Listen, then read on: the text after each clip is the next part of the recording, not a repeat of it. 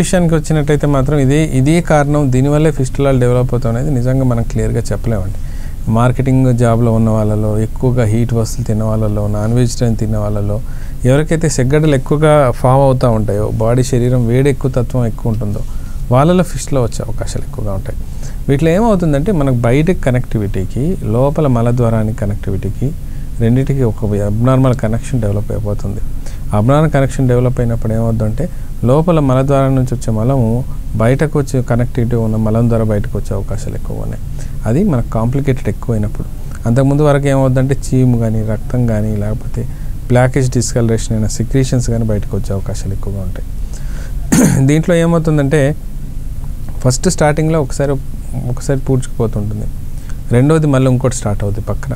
అది కూడా సేమ్ మనకు సెగ్గడ్డలో వచ్చినప్పుడు ఎంతైతే నొప్పి ఉంటుందో, ఆ గడ్డలో వచ్చినప్పుడు ఎంత పెయిన్ఫుల్ ఉంటుందో అలా కనబడుతూ ఉంటుంది. ఆ పెయిన్ ఎక్కువ వచ్చినప్పుడు ఆటోమేటిక్గా అది బ్లాస్ట్ అవుట్ అయ్యి పస్ రావడం, అది ఫిస్టులా కింద డెవలప్ అవుతుంటుంది అనమాట.